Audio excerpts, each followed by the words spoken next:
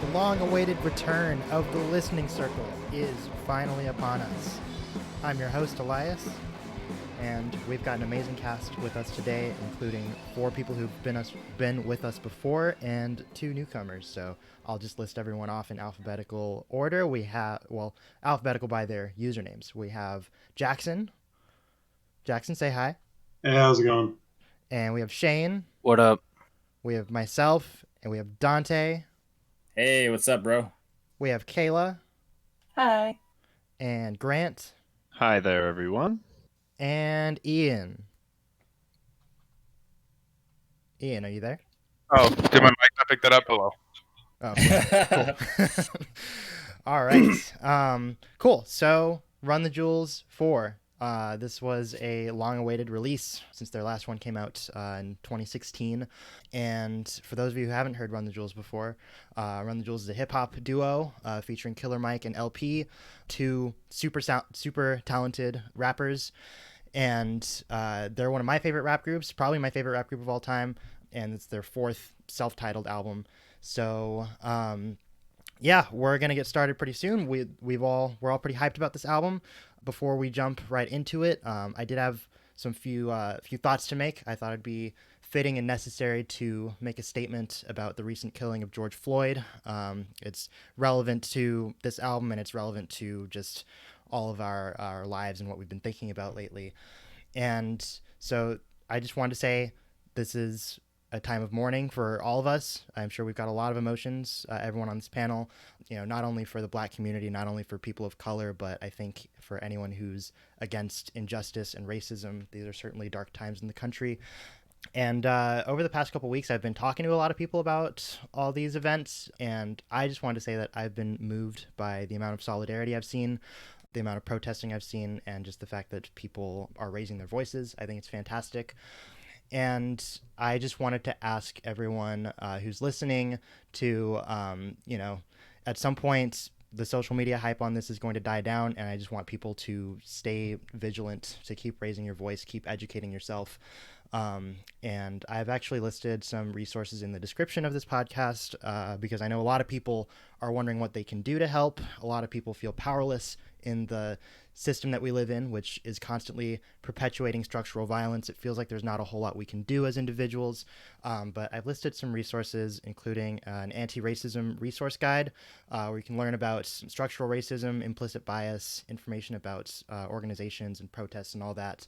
I've also listed some resources about legislative police reform that we can tell our representatives to start enacting on all the different levels. A lot of important stuff there. I've also listed a link to buy the album, where there not only is this album that we're about to discuss filled with a lot of really important social commentary and political commentary, but they're also donating all the proceeds to the Mass Defense Fund, which is a network of lawyers that represent political activists in court. Being that it is our constitutional right to protest, I think it's important that we support these people who are fighting injustice and making our country better. And so, yeah, as you listen to this review and as you listen to the album, just try to remember the message that Killer Mike and LP are putting out and how they would want us to respond in the face of injustice. So with that said, let's get into the album, my dudes. What was everyone's first impressions when you heard it?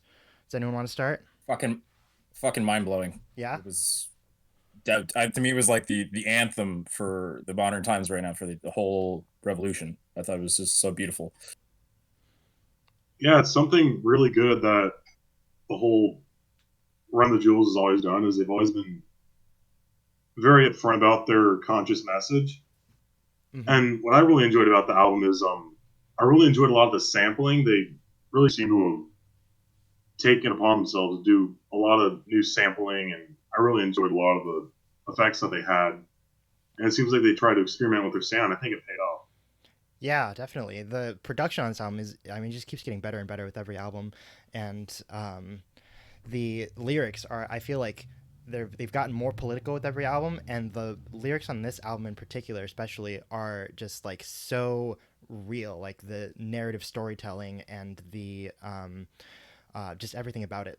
I like it really kind of like tore at my heart, you know, especially those last two songs. Oh, dude, that made me cry at the end. Yeah. Yeah, that final song, what was it, the word, few words for the firing squad? I believe that's Yeah. how that was amazing, both in terms of audio quality, mixing, and just message. It was phenomenal. I've been listening to that song constantly. Like it's the one that I've had mostly on repeat. Yeah. Yeah, Nice. I'd say the second to last song also is pretty great. I feel like really Yeah, helps kind of bring the whole project to a head. I also feel like each project of Run the Jewels is like really good, and I've always been like I always feel super impressed with like each project, and I was really happy that RTJ4 kind of met that bar that I have come to expect from them, you know? Yeah. I mean, like Yeah. there's so few artists out there that can like consistently put out great albums, and I think Run the Jewels is one of them. They've just kind of like perfected their craft, you know. And yeah, totally agree on that second to last track with Mavis Staples. She's someone who I was not familiar with prior to this album, but super talented R&B singer, and I think she adds a lot to the track. Just like very, very emotional, very real. yeah, definitely. She was, I think, the highlight of the song, to be honest. Mm-hmm. Yeah, so like do we have any sort of like and as far as like in comparison to previous albums, like what would you guys say, like how would you guys say this album sort of like stacks up, I guess, for those of you who have listened to the rest of their discography? I'd say it stacks up pretty well, if not slightly better. Yeah. Yeah, Yeah. I'd say at this. Oh, sorry. No, go ahead.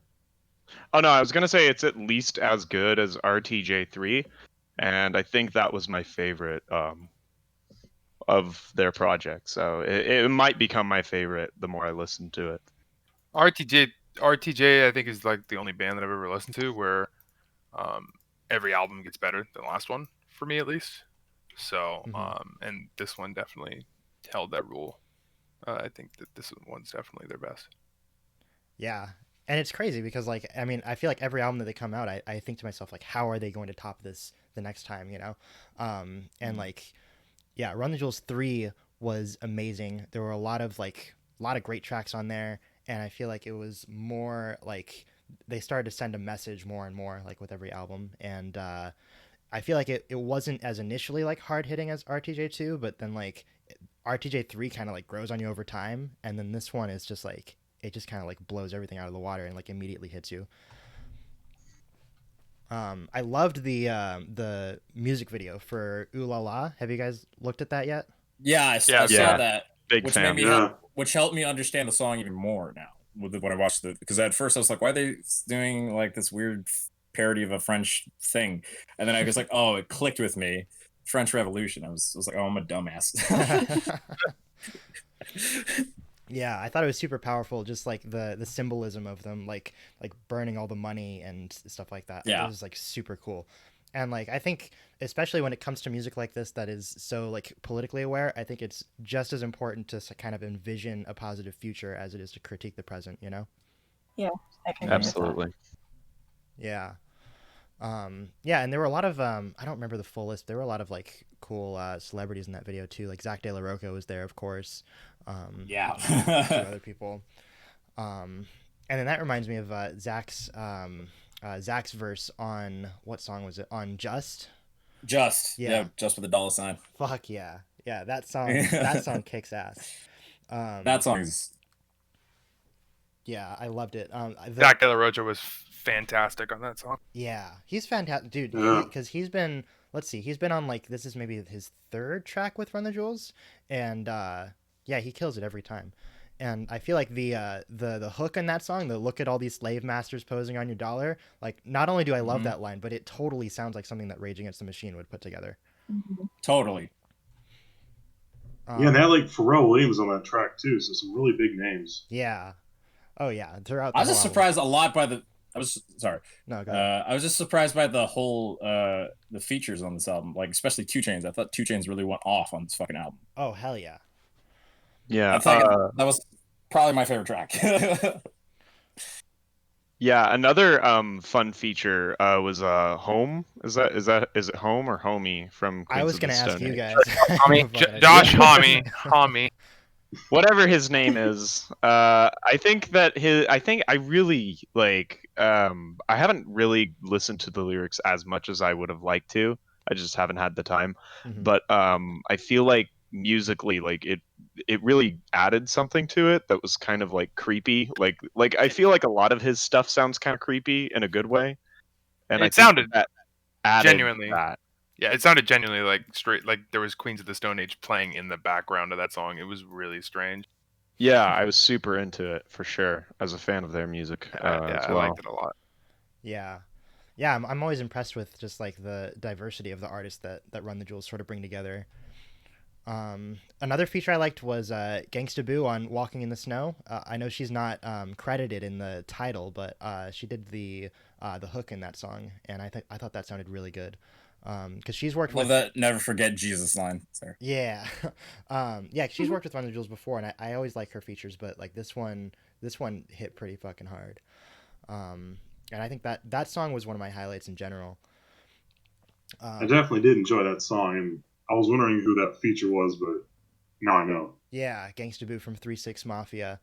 I think that song had like one of the most powerful lyrics, and I wrote it down here, and I'm sure that all of you sort of like recognized this when it came up because it was like a super powerful moment in the song. But the "I Can't Breathe" line, where Yeah. it's Oh Yeah. yeah. Shit. I'll recite the whole thing for the listeners. And every day on the evening news they feed you fear for free, and you're so numb you watch the cops choke out a man like me. Until my voice goes from a shriek to a whisper, I can't breathe. You sit there in the house on your couch and watch it on TV. The most you give is a Twitter rant and call it a tragedy. But truly the travesty, you've been robbed of your empathy, replaced it with apathy. I wish I could magically fast forward the future so then you could face it and see how fucked up it'll be. I promise I'm honest, they're coming for you the day after they're coming after for me. Fuck. Yeah. Masterfully It's so crafted good. lyrics. Yeah. It's way too accurate. I don't. It hurts almost how accurate it is. Yeah. And The the writing just timing hits is everything. perfect as well. Yeah, the Yeah. release of the album. And Well, everything. yeah. I'm surprised they didn't rush it even more than they already did. Releasing it. Like I'm surprised they didn't release it a week earlier. Yeah, well, that's the surprising thing is especially with that line being so relevant now. Like they actually recorded the song back in November, like before the George Floyd killing, and like now that song has so much more like relevance even now, which is crazy. Well, because George Floyd wasn't the only. Like, there's been so many. Yeah. Yeah. We're just Yeah. numb to it at this point. Yep. For Yeah, every new Taylor. person that gets hurt, it's just gonna hit more and more, I think. Mm-hmm. Yeah, I think that it speaks to like the truth of the overall message, right? Like it seems like it's something that's like particularly relevant now, but it's something that has always kind of existed. Yeah. Yeah. Definitely. Like no matter when it comes out, it'll keep being relevant as long as this maintains a problem, you know. Mm-hmm. As long as we Kinda can makes keep giving the attention, yeah. Mm-hmm. Mm-hmm. Which makes me kind of wish like we live in a future where like this seems like so far and distant. Like these tracks is like, what does this even mean? Like that's what I really hope for in the future. Mm-hmm. Yeah, hope that's something I'll live to see, honestly. Yeah. That'd be nice, yeah. Yeah, I hope so too. We got to get rid of those red states, man. We got to do it somehow. Drop them in the oceans until they turn blue.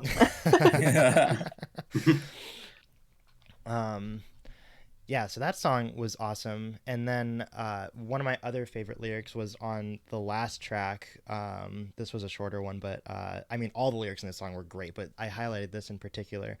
This is for the do-gooders that the no-gooders used and then abused, for the truth-tellers tied to the whipping post, left beaten, battered, bruised, for the ones whose body hung from a tree like a piece of strange fruit.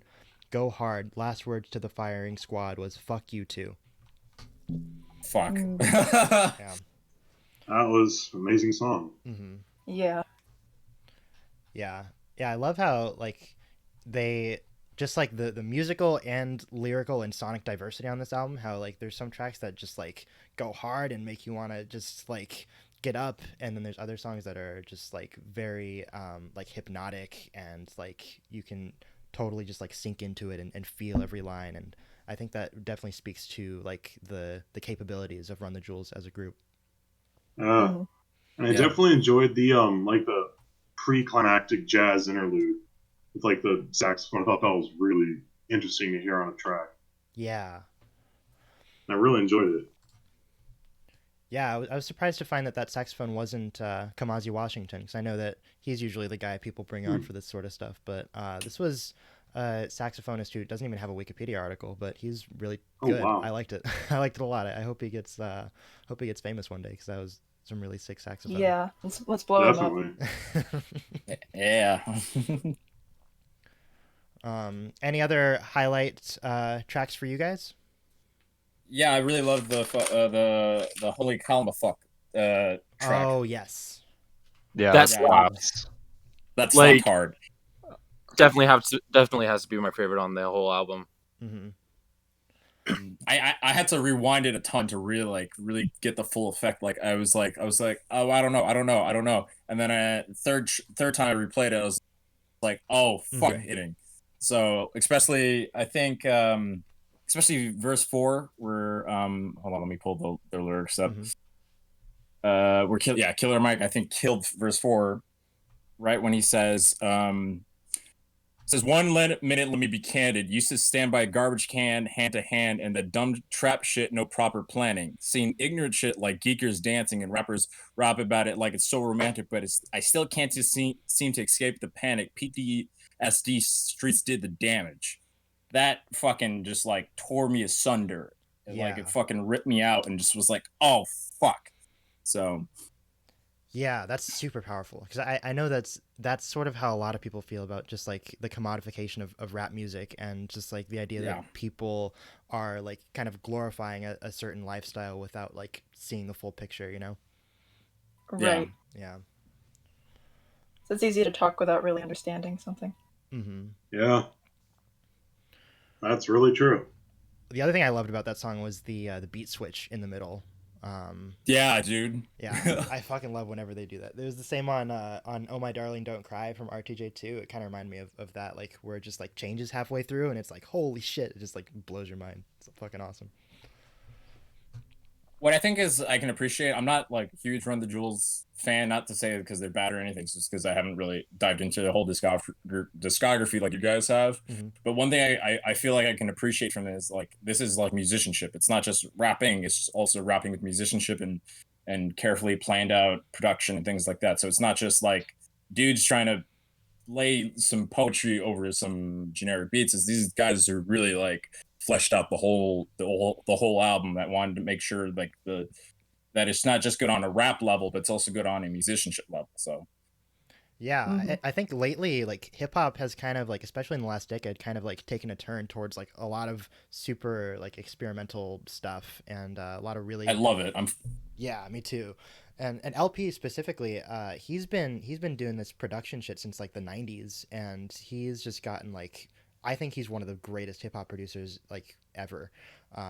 You know, every track just has like so many layers behind it, and like he's able to evoke so many different like moods, and he just does it all at top-notch quality, and I love it. The only other rap that I ever listened to, I think, that has the same amount of layering and different things going on at the same time that they do is Death Grips. Death Grips? I was just gonna say yeah. Death Grips. Did someone say Death Grips? I know, right? Hey guys, have you heard the good news? Artist of the Lord decade. David Don't never Ramsey, forget right? episode 4. Yeah, no, I totally agree, and I think I want to say like the hype behind like Death Grips and Danny Brown and like a lot of those other like super like out there hip hop groups. I think that sort of paved the way for like an act like Run the Jewels to also become super popular, you know? Definitely. Any other favorite tracks off the album? Someone speak up. Oh, Out of Sight's a good one. Oh yeah. The instrumental on that is pretty fucking funky. I fucking love the too. beat. I'd also like to shout out Yankee and the Brave episode 4. I know it was released before the official release of the album, but I think it was part of the album, at least grander scale, and I really enjoyed that track. Yeah. I was surprised that they didn't have A Message to the Firing Squad as the first track on the album. And then because what I've been doing is listening to A Message to the Firing Squad and then episode 4 like right after it, because the ending of A Message to the Firing Squad like lines up perfectly with the beginning of that Oh, song. maybe it's like an infinite loop album, just like that King Gizzard album. Well, I feel like Message to the Firing Squad just kind of bookends the whole fucking album. It feels like not even just like an album just for the sake of listening to, but an album that really like from beginning to end feels like it's chaptered and layered like a book or a film, where it's just it has like a huge character arc with a whole spine tied to it. So Yeah, I totally agree. I agree with that. It definitely feels cohesive. Mm-hmm. Yeah, and that's the cool thing about this is like it's a pretty short album. It's only like 40 minutes, but I still feel like it's like it has a beginning and end and sort of like flows really well. Like they thought about the track listing and how to organize it. I mean, it's 40 minutes if you listen to it on the surface. Right, yeah, exactly. You hear the words, you're like, wait, let me go back and listen to that again. Let me play that track again. I don't think I got the full effect. Yeah. But yeah, I'll definitely second the love for Yankee and the Brave. And I remember like, because that was the first single that came out for this album. And when that came out, I was like, all right, Run the Jewels still has it. Like this album is going to be fucking fire. And I just knew it. And then like Ooh La La came out and like that feeling was just like stepped up to another level, and especially with the music video. And then I remember thinking like, okay, well, like what if it's just those two tracks, and what if it's just like the singles are better than the rest of the album? And then I heard the album and I heard Out of Sight and I was like, oh shit, the whole album's gonna be fire. My favorite line from Out of Sight is where 2 Chainz says wait, hold on, let me pull up the lyric. I don't want to misquote it, but where he goes, I'm gonna buy a hot dog stand if I'm trying to be freak. Yeah. Yeah. I was like, yeah. There's a lot of really good one-liners on this album. Like, what was the one I was thinking about before? The there was the Clockwork Orange one. It's like, left it like Clockwork Orange, leaving the scene laughing. I was like, Jesus. Or Killer Mike's final line on Holy Calamafuck, where he says, "You're a common cold, and my flows are cancerous." I thought that was a good one. Oh yeah. Or no, even on Holy Calamafuck when he goes, "If you hate RTJ, you hate the troops." I was like, "Fuck." Yeah. I was also a fan of off of The Ground Below, where he let me see if I get it, pull it up here, where not a holy man, but I'm moral in my perversiveness, so I support the sex workers unionizing their services. I thought that was pretty funny. Yes. But like low key, like, hey, I also support that. Yep. Yeah. I love when people just say sex work is work. Yep. Love it. Yeah. As far as one-liners go, I really liked on Pulling the Pin, the line where it says that there's a grenade in my heart and the pin is in their palm. Yeah. That one was like, very like wow. And like another one, like I kind of noticed like their wordplay and meaning behind almost everything is like really, really shocking. Like in the same song, like how long must the holy hold on to their principles, kicking and screaming while watching the demons collecting the gold and the diamond residuals.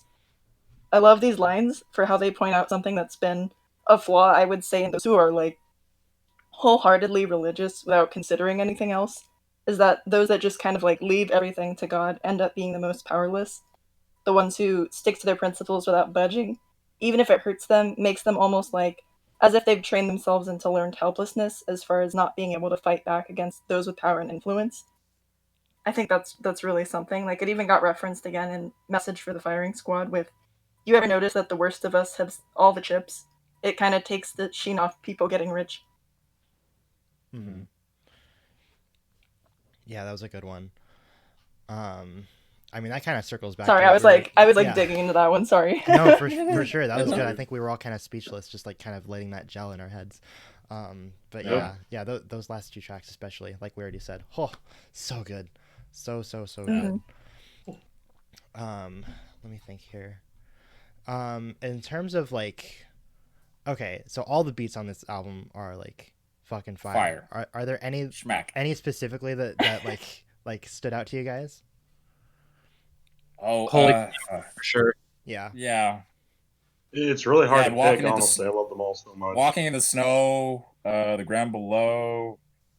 I mean, just the whole. It's just hard to pick because like beginning to end was just like nonstop, really hard fucking beats, production, music, just overall just phenomenal. And it was hard to like to even just say I have a favorite song too. So Yeah, totally.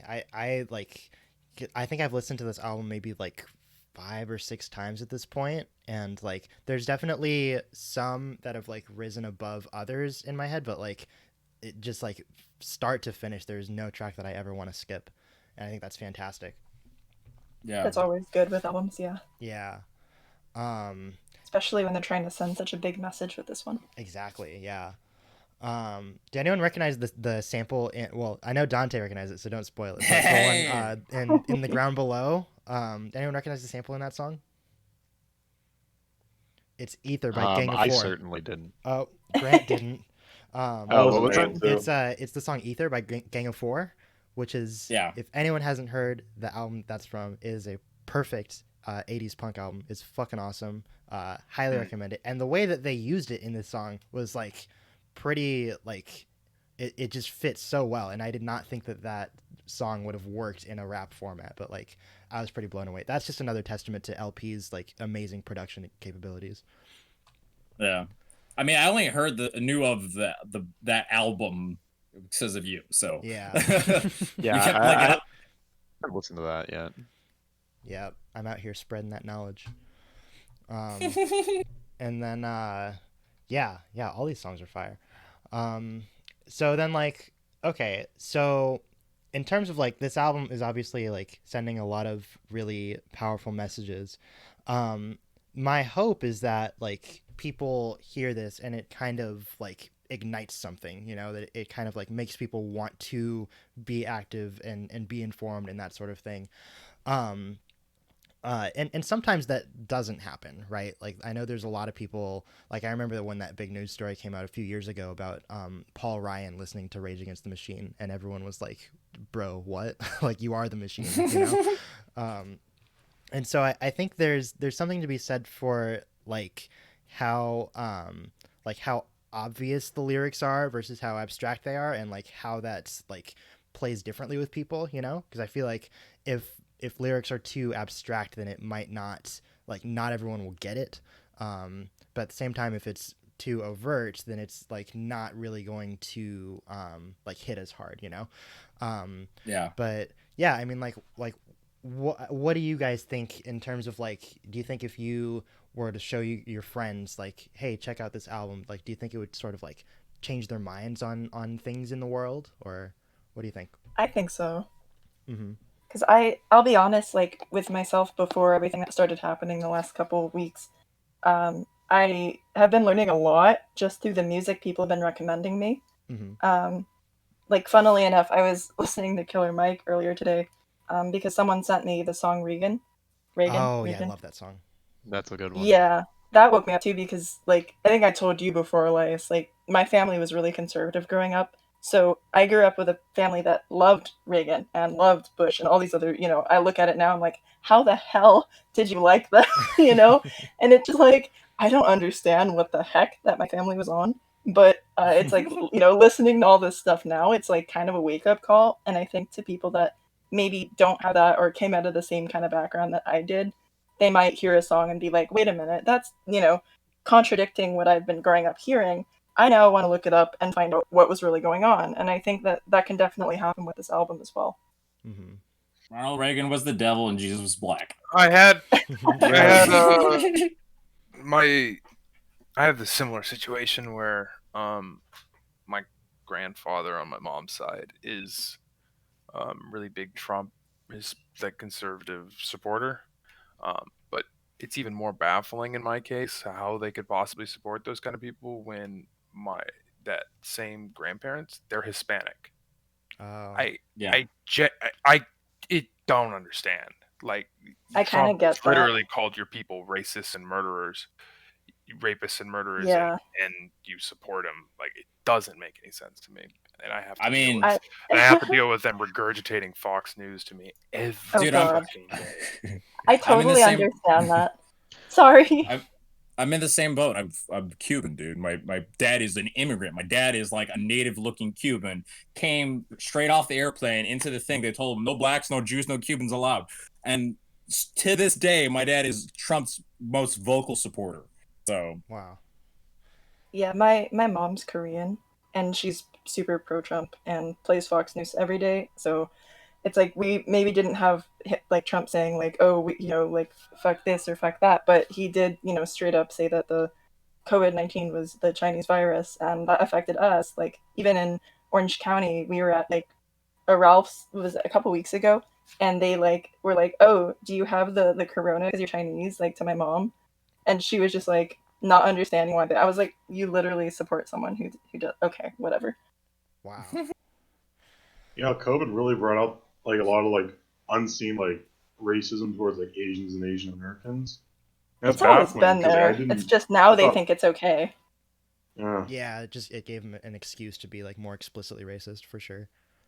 yeah. I honestly didn't know that people still have those like sentiments still since a long time. But I guess you see them boil over, and people use Yeah. like any event to like put those sentiments to light in this country. Unfortunately. yeah. Well, because like something like COVID, like it's something that makes a lot of people scared, and when people are scared, it's very easy for To go to them racism. be It's so exactly easy. yeah, because then Because people fear what they don't know. exactly yeah Yeah. At the correct. end of the day, racism is a lot of times based on fear and irrational fear.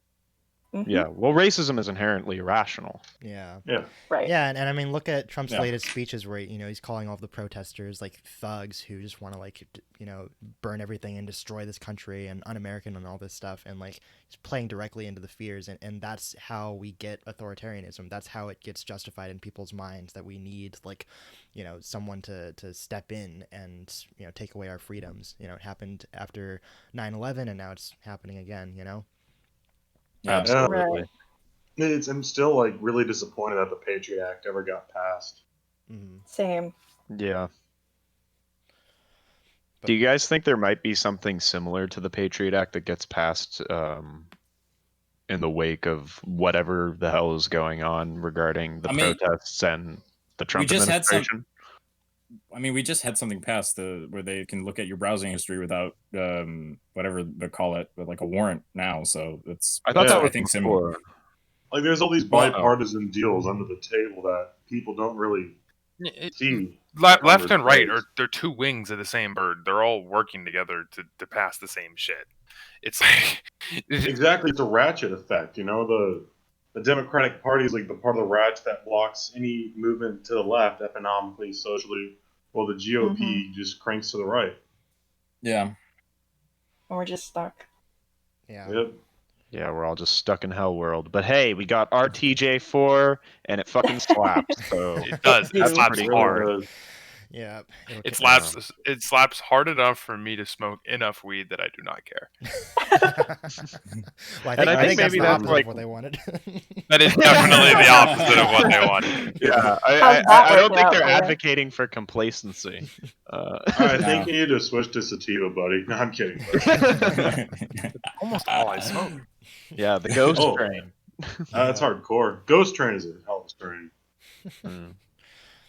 Yeah, it's like when it's probably why Rage Against the Machine broke up back in the day. They were like, why aren't people raging against the machine? And it's because of people like you, Ian.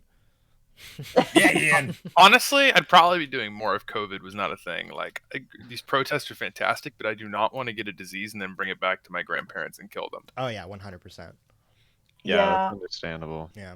I get that. I totally get that. Like, I'd support these protests 100%.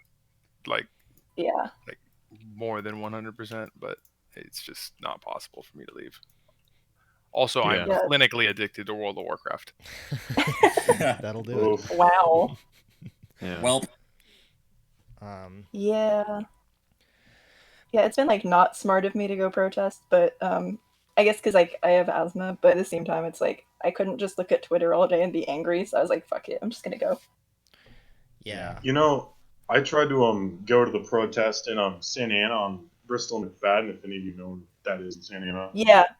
I like made it like almost like a mile away from there. I was skating there, and then these cop cars just start zooming down the street, 100 miles an hour plus at least. And this helicopter comes overhead, and he gets on loudspeaker and he says, "We're recording all your license plates." And this is like, Oh, Jesus this Christ. is super Orwellian. So I turned on a side street and I booked it down to the bus line and just went back home. Yeah. Oh, it's no, I almost like totally they're get trying to that. suppress free speech. Yeah, yeah. We live in a society.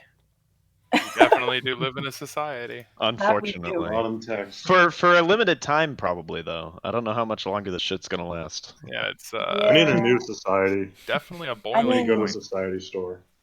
I mean, like, even in LA, I was in LA on Saturday for that one on Fairfax. I told Elias I was like kind of a dumbass, and I didn't know what was going on, but I walked right into Fairfax as all that shit started going down. Not a good sight to see. But then later on, my friend and I went back into LA. I want to say like Wednesday we went back to LA, and it was 1:30 in the afternoon, and there were tanks going down like downtown Broadway by the entrance to get back onto the 5 and the 101. And you Jesus. couldn't even get back onto the freeway because they were blocking all the entrances, so that people were getting trapped in on purpose. And my friend, her friend, was in this area protesting somewhere, and they all started getting arrested around like 1:30, and the curfew was at 9. Jesus. Yeah. So that was a big nope. We're like, okay, we're going home. You know, a lot of the Dude, where- police have been using that like trapping technique. Like you see, Where are like on the these- Brooklyn Bridge in New York, they Yeah. Yeah, that they, was like trap Peddling. Yeah. people and they'll like tear gas them just to like torture them. It's Where are insane. these where are all these alt-right guys who are hoarding guns to protect against government tyranny? Where are they at? Oh, they're on their side. Government They're on the tyranny. side of the cops. Government tyranny is here. Yeah, no, they're Yeah. on the side of the cops. I shared a video of it, but there was a video of like an officer. I don't know if the people were Proud Boys or if they were just like armed white supremacists or whatever. But basically, the cop was like telling them like, "Hey, we're gonna like start doing what we're gonna do. Like beating the shit and arresting people. So so stay inside your cars and shit. So that way we don't fuck with you, and so we don't look like we're playing favorites." I'm paraphrasing. He didn't say that word for word, but and I think it was in Salem, that Oregon. last part actually was word for word, so we don't look like we're Yeah, playing the last Oh, part wow. was. Mhm. Yeah, no, he literally was like, so we don't look like we're playing favorites. Yeah. And so I think there is Brilliant. probably a long history of like right wing type free organizations that are inherently violent kind of siding with the police, despite the fact that they posture like they're fighting against the system. Mm-hmm. Yeah, Right. it's this is just a giant Republican wet dream. It's playing for the different side now. So Yeah. Right. Where are all my armed Democrats at? Where we at? Well, here's a SRA, funny thing. Socialist Rifle Organization. I think Do they're they doing exist? some things. Yeah, they do. yeah, there's They armed do have a Democrats. it's the SRA. And they Hell also have yeah. like the John Brown Glum Club. These are more in like the red states. And Killer Mike himself is on the left and a very proud gun owner. Yeah. Yeah. I don't own a strapped and gun, ready to but go. I'm a very proud Gun advocate. advocate for the Second Amendment. That's Yeah, good. Second Amendment. I The got real two. I question got is if two Killer ARs, Mike's Dante. I 1911 got you. or Glock fan. Yeah. I guess it's like a weird thing that I saw this morning is that apparently in Milwaukee there's a group that call themselves libertarians that are armed that have been protecting protesters, and I don't really know if they're actually libertarian or not at that point, but like No, that sounds pretty libertarian to me.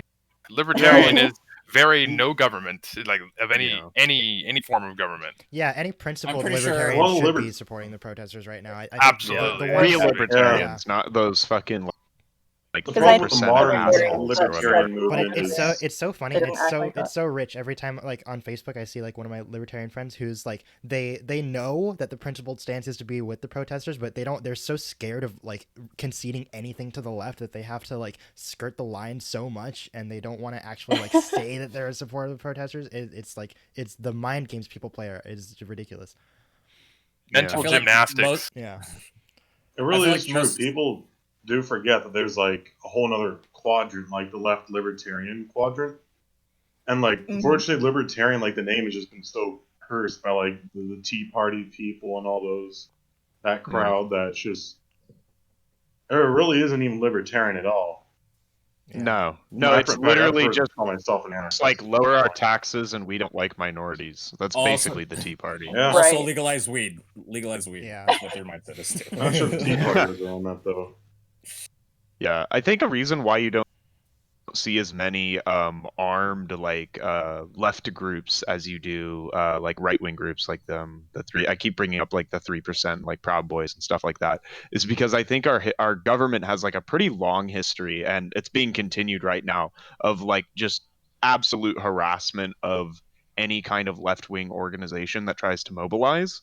Yeah, that's what the CIA always does. Like they Exactly, and like assassinate the a lot of FBI people. with Herbert or Hoover. Yeah, I mean he did J. the Edgar same Hoover. thing to the Black Panthers as well, and it's pretty scary to see what they're trying to do with Antifa right now. Even though, Oh yeah, Yeah. classifying them a terrorist organization, even though they don't actually. It's not an It's not even organization. an organization. It doesn't It's exist. like yeah, there's yeah, people joking about like the CEO of Antifa and whatnot.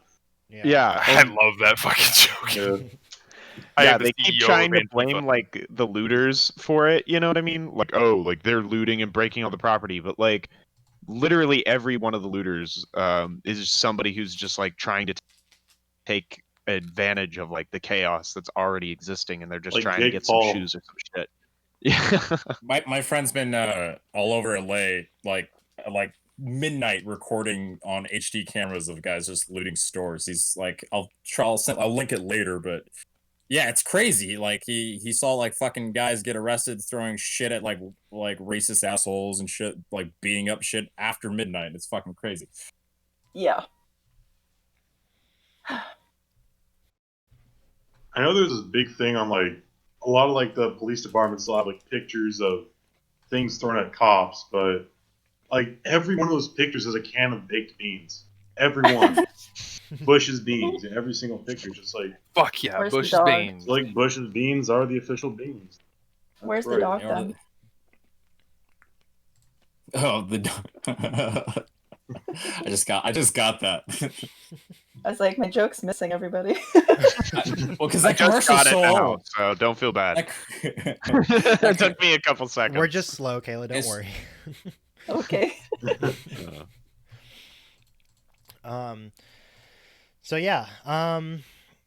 Let me think. So, in terms of, see, I like ran out of notes on stuff to say, so I'm just kind of going off the cuff here. But Killer Mike has been super vocal during all this about the protests and about like, I guess like sort of what he advocates in response to the police brutality. And I know that it's gotten kind of some mixed reactions from people, from not from a lot of people, but from some people for sure. As in like he sort of, it seems like he's condemning the rioters almost, and saying like, you know, don't burn down your own home to like face the enemy or something like that. And I'm kind of curious, like, what other people's thoughts are on that, especially since he, you know, was speaking to his hometown of Atlanta, Georgia, and sort of like just like speaking on what he was seeing firsthand. So like, I guess in terms of like protesting and activism and, you know, wanting to burn shit down and feeling sort of like angry at the system, what would you guys say is like, you know, when does it cross the line from like being appropriate to like kind of, you know, going too far or whatever? I think so. I think his case of the speech he made was very specific because he was referring specifically to Atlanta. Because most businesses in Atlanta that you can burn down or destroy are black owned. So that would just be a detriment to their own community. In the case of most places where a lot of stores are heavily owned by large corporations, I think honestly the rioters, the mindset is like these corporations sit and loot money from us basically constantly. Every year they suck us dry and we get nothing in return, so fuck them.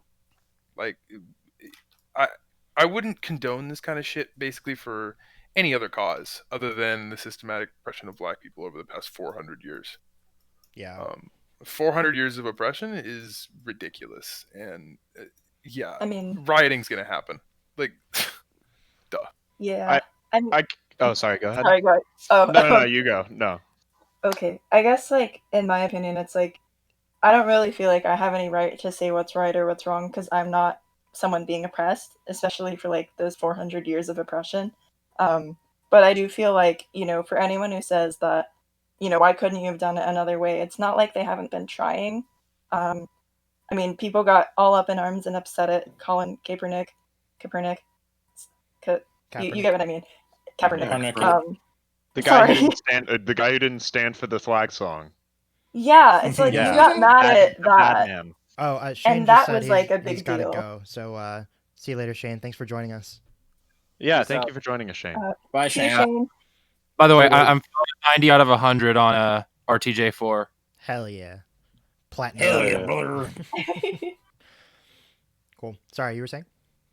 Yeah, I guess like my point is like we shouldn't really. I mean, you can't really blame the Black community for getting upset about this because they've been trying in all kinds of different ways for a very long time.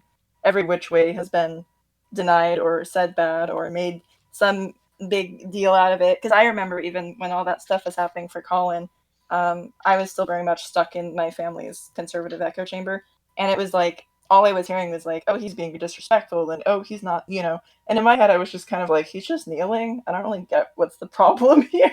And so, with that kind of thing, it's like I don't really think that violence is the answer, but I don't blame them for doing what they're doing. I have a couple things I wanted to say about that real quick. I think Brent wanted to say something, right? Oh, go ahead.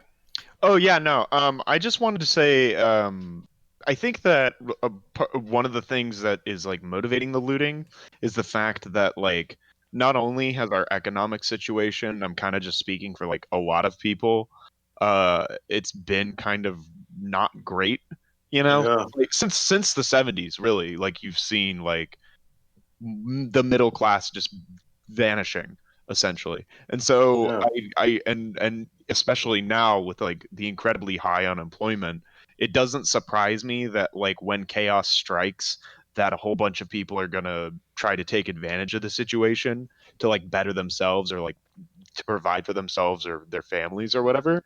But ultimately, exactly. I the reason why I think the framing of like focusing on like the riots is like a bad thing is super counterproductive is because the rioters are more so a symptom of a society that's on decline, and the answer to it has just been militaristic, fascistic kind of brutality against citizens. And a lot of the times, the people in like riot gear, they're not like protecting the businesses, they're cracking down on the protesters. Or there's one video and from Van Nuys where black business owners tried to wave down some police officers because they're being looted, Yeah, I saw them. They and arrested them. the police officers arrest and stick guns in the face of the business owners. So yeah, like the rioting is bad, and it does really affect like the smaller business owners the most, because unlike corporations, they can't just rebuild their shit. They don't have piles of money to do that. But the answer that we've decided as a society to address the rioters and the looters, it's completely wrong and making everything worse. So Yeah. Yeah, going to the whole Target thing in Minneapolis.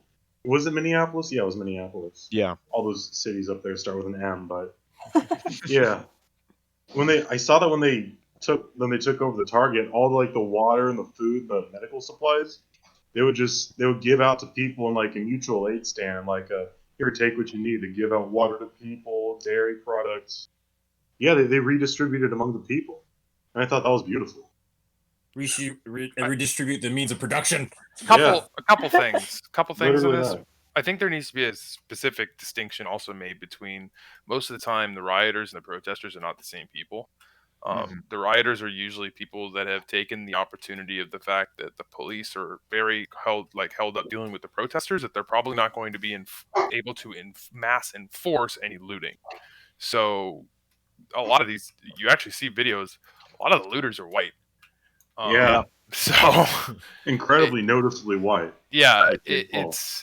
so there has to be a very definite distinction between the looting and the message of the whole protest. Yeah, and everything. and I want to speak on that for a little bit, because I think that because I have friends who are sort of like in multiple different camps, where some of them are definitely like, we want just peaceful protesting, and then others are saying like, well, we like, they're enacting violence on us, so like, at this point, like, it's the point of no return, like they're going to treat us badly either way, so we might as well be violent. And I think that like, the way I see it, because I always want to be sort of like the person who's like reconciles, like, makes everyone happy or whatever. But like, I think that it would be great if like the people who want to do things a specific way, whether that's like, breaking windows and stuff like that, and being super antagonistic towards the police, I feel like they need to find a way to like separate themselves from the protesters who don't want that to be part of their movement. You know what I mean? Like, they need to figure out like a separate day to protest, or a separate location or something like that, just so that they don't get lumped in with the people who have a different idea about how to do things. And I think like there's valid reasons for like multiple methods, and I think that like, I just feel really bad when I see people who are trying to protest a certain way and trying to keep things like maintained a certain way, and then basically like other people who have a different vision are trying to sort of like, maybe this is like going over the line to say, but like kind of co-opt their movement, but yeah, that's sort of my thoughts on that. I had a quick question I wanted to ask everybody, because you brought up Colin Kaepernick, and recently I've actually been affected a little bit by a scandal going on right now involving one of my favorite, if not my favorite, NFL player of all time.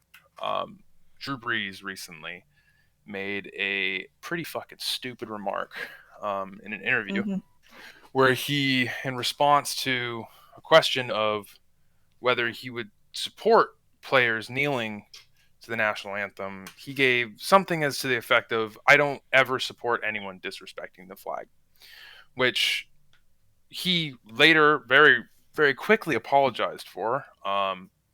But his apology at the same time seemed a little empty, like it wasn't really, like he still didn't really understand that it wasn't about the flag. And I don't know if you guys saw, but well, had you guys? I just want to know, had you guys heard that this happened? Yeah. I And I heard saw about it. I I heard didn't. some vague things about it. So, I didn't really read into it though. Yeah, I saw Killer Mike's response to it as well. So I actually hadn't even seen that. But I'll read that once you're done. He actually made another apology today in the form of a response tweet, because President Trump put out a tweet saying that he didn't like the fact that Drew Brees went back on his statement or whatever. And I just want to read this to you guys. And I think he's being pretty sincere with this. But he has so many white supremacists bashing him in his mentions too. It's hilarious. Gotta love it when they turn on each other, right? Yeah. So he says, to President Trump, "Through my ongoing conversations with my friends, teammates, and leaders in the Black community, I realize this is not an issue about the American flag. It has never been. We can no longer use the flag to turn people away or distract them from the real issues that face our Black communities. We did this back in 2017, and regretfully, I brought it back with my comments this week. We must stop talking about the flag and shift our attention to the real issues of systemic racial injustice, economic oppression, police brutality, and judicial and prison reform. We are at a critical junction in our nation's history. If not now, then when? We as a white community need to listen and learn from the pain and suffering of our Black communities. We must acknowledge the problems, identify the solutions, and put this into action. The Black community cannot do it alone. This will require all of us." That's really good. I genuinely agree with that. So yeah, and there's still people who don't believe him, but I think that it's really hard in today's world to think that people on the other side of the aisle can change their minds. But I think that this is a genuine example of it happening. Yeah. I just wanted to say real quick, 70% of the Saints team that he plays with are Black. So you know that the moment he put that crap out, he was getting absolutely bashed by his teammates, because I think a couple of his teammates even unfollowed him on Twitter. Like it was some drama going on. So I'm just wondering, like what you guys think about it. That's something I'd like to touch on. Like, I know for a while, like from like 2016 to like 2018, I was a lot more regressive in my views than I am now, and it's taken a lot of just like soul searching and looking into just like trying to put yourself in other people's shoes to genuinely get me out of that Yeah. romp of my life, and I think I've genuinely benefited from that both mentally and for the betterment of the community. Yeah, I mean, I'm from Florida, so that says a lot already. So, Yeah. and Elias can testify to that fact of like how he's just seen me change, do a whole 180 as a Oh yeah, person. you were racist on as my fuck. political. Holy shit. I'm from Florida. My father is a racist Cuban. You know, that's what I grew up around. And then I came out here and I was having my views changed. It was just a very big jar. So it was just but finally seeing it and finally understanding it and finally being with it. And especially I've experienced racism in my lifetime as well. I just whitewashed myself so hard and so disgustingly appropriately that I wanted to fit in, but I realized that did nothing. That just did more fucking harm than it did good. And I can totally see people that want to change. I'm totally for people having redemption if they're willing to move forward to change. But people, a lot of times, I feel like a lot of people want to claim, "Oh, can I get a second chances? Don't you believe in second chances?" But you're not putting the fucking work in Exactly. to give that second chance. You're not saying, Exactly. "Oh, give me the second chance," but I'm not going to do anything to fucking get that second chance. Yeah. Exactly. Yeah, like Oh, it kind of genuinely requires soul searching to like. I don't know Yeah. if like repentance is the right word, but You can't that's just change my overnight. church It takes taught me. time. Yeah, and Yeah. and there has to be some kind of like material difference in like your behavior and your character, and I think that's where a lot of people maybe like this is a left problem, or maybe it's just a problem in certain circles that don't have to do with the left, but where like kind of what we were talking about, where people like don't buy the apology and like they're still shitting on somebody who seems like they're in good faith. Maybe it's because they're still waiting for like that person to like materially change like themselves in a way that's more than just an apology that's nicely worded, even if the apology is correct and it properly acknowledges all the things that that person did wrong. You know what I mean? Yeah. Yeah. Well, I also feel like we're in the age of apologies on like every kind of platform, and I feel like we're in the age of people just apologizing for the sake of the apology. And I feel like that's something within our culture as a society as well, is that we often tend to just apologize by just saying it rather than actually meaning it. Because I see people in my family do that all the time. They'll just apologize just to make sure the person feels better rather than actually coming from the genuine part of their heart. You know what I'm saying? Yeah. Yeah. You know, Absolutely. Exactly. That's something I'd like to testify on. Is like it does seem like it's genuinely just watered down like the concept and the weight of a true apology in society. Because like for me, like I've done like wrong things, and if I know I've done something genuinely wrong, I will apologize, and like I'm genuinely like a open-minded person. Yeah. But when you have so many people just like doing it as like kind of like a PR move or something, it really kind of downplays it for the rest of us, and it's sad because seeing people change in a better way is something truly beautiful. Yeah. Right. I think like with apologies, you have to have like a long-term like action behind it. Because a lot of these companies, like you were saying, like they put out PR statements about like, oh, we're sorry, we're not racist, but then after that, the next day, they could go and do something that's literally still racist. Or Yeah. like, if you're not actively doing something about it, then you're not really sorry. I don't know. I think in my opinion, it's like I'd rather like show my apology through things that I do to actively change like what was wrong. You know what I mean? Yeah, Absolutely. totally. And I think And that then like especially with nowadays, I feel like part of this this massive protest movement, I think it's going to create a lot of people who are like, okay, it's super unpopular to be racist right now, so I'm going to like, pretend to have these like progressive views on things and pretend to be enlightened. And I hope that we don't like see too much of that, and then it like comes back to bite everyone when like, in the next 4 years we have another alt-right uprising and then these people come out of the woodworks again, so I'm like a little worried about that, and I think that what you guys are talking about with the fake apologies kind of touches on that. But at the same time, it is important to give people a chance, and I think there's kind of multiple sides to it, where some people are like not willing to accept that others can change, and then that like makes people not want to change as well. So yeah, I don't know, it's really complicated. Yeah, and that's like one of the main things chasing wrong and with, who's trying.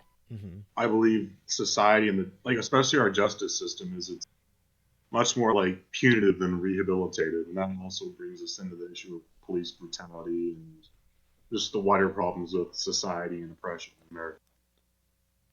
Yeah. Totally. I also would like to comment on something. I guess going back to the original, like bringing up Drew Brees and what he had said before.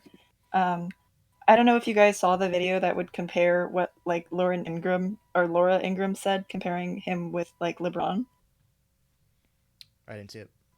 I don't know. Did you guys see that? I think the audio might have clipped. Okay, I'll drop a link in later. But there was this video from a Fox News broadcast that Laura Ingraham was talking about Drew Brees and like what he said, and then also what LeBron had said.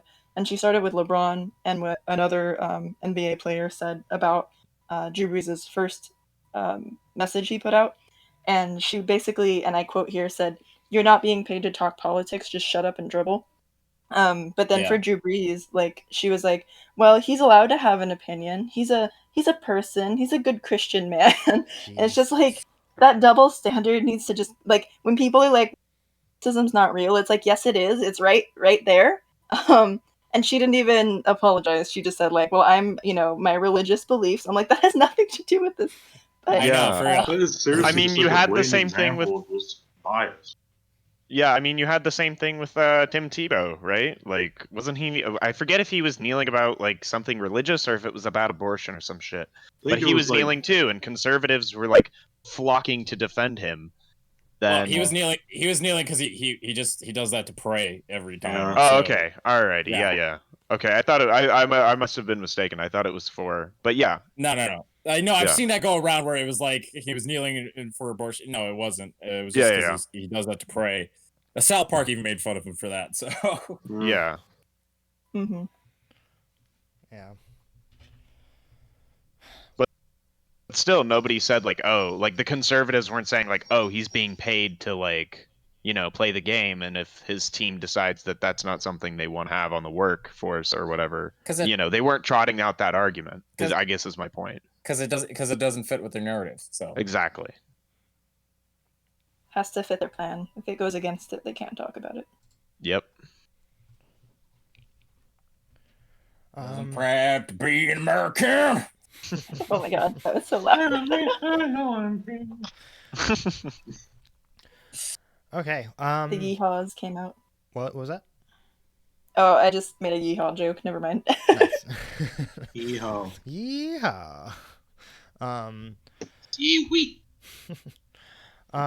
Cool. So, unless we want to wrap it up here, does anyone else have any sort of like finishing thoughts on just like the album and like its place in our current culture and what's going on right now and everything?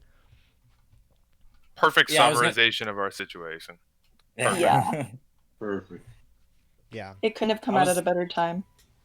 Yeah, it's definitely the anthem for this fucking time right now. And it definitely has like that real nostalgic, like he looks upon the past with this nostalgic feeling, but with also a bitter remorse. And I think that hits a lot with our current culture too. So.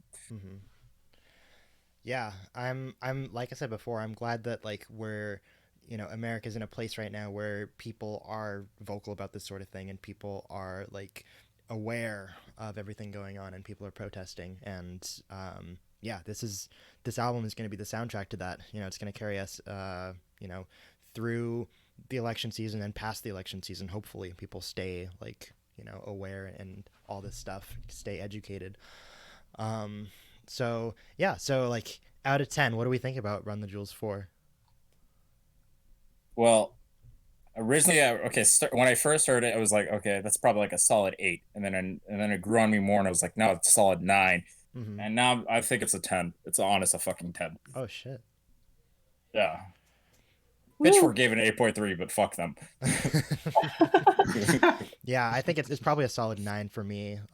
It's like it's pretty rare for me that I like, because I have a lot of albums that I try to like sort out, and it's like getting it to that 9, like it has to really like go above and beyond, and I think RTJ4 might be there. Yeah, I give it like a 9. If we're gonna do like a decimal system, I'd do like 9.3. Yeah. I would say just based off of like how good the lyrics are and how much wordplay is involved, because there's more in there that I didn't touch on. I would probably give it a 9 as well. I want to listen to it properly. I know for me, I was originally going to give it an 8 out of 10, but that last track seemed to bump it up to a 9 out of 10 for me. Yes. Like a 10 out of 10 is something that has to be like very special. Because that's like basically the top end of music ever. And so I don't think it was quite like the best of the best of any. Well, it wasn't like a masterpiece for like the ages or for like a peak human performance. But it was definitely very good and one of the best things I've heard. So that's what Tool's for. I don't know. That last one was probably like a 6 out of 10 for me. That last Tool album. What about you, Grant? I don't know, man. Numbers are hard, and True. I don't really. They really are. Yeah. I guess if I had to give it a number, I guess I would also put it at a 9, just because that's what everyone else seems to be doing. But I could easily see this becoming a 10, because I don't know. I feel like an honest to God 10 is something that has to like grow on you and has to have like some sort of like it's something that like after a while it becomes a 10. I don't know if that makes sense. That totally exactly makes sense. Yeah. And it's only so been it's like it's kind of hard for something, unless it's just like unparalleled, like revolutionary on all levels, mind-bogglingly incredible. Yeah. To call it a 10 immediately. But yeah, I mean, I could easily see myself thinking of this as a 10 in the near future. Exactly, and like opinions and taste, they change over time, so it could probably go up over time.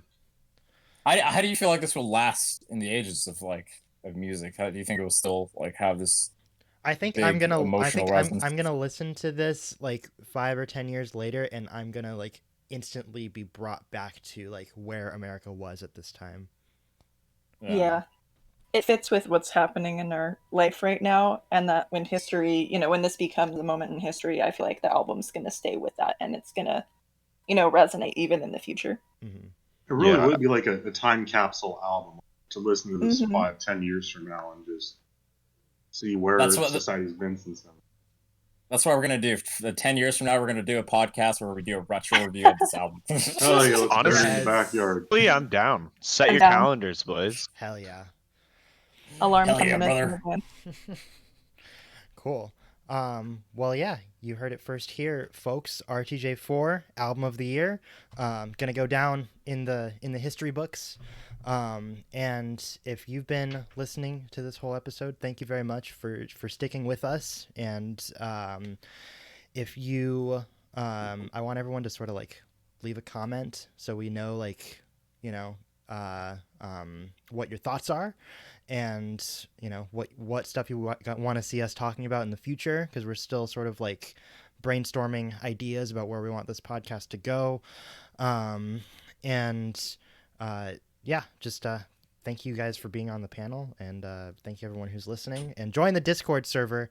And if you join it, don't be a lurker, because lurkers are lame. You got to participate. We're having some cool ass discussions about all sorts of music and politics and memes and all sorts of good stuff. So there's gonna be a link to that in the description underneath all the donations and resources and stuff that you guys should also check out. So this has been Listening Circle episode 5, the Quarantine Circle. Thank you guys, and I'll Black Lives Matter. Black Lives Woo! Matter. Black Lives Matter. Black Lives Matter. Black Lives Matter. Also trans rights. Black Lives Matter.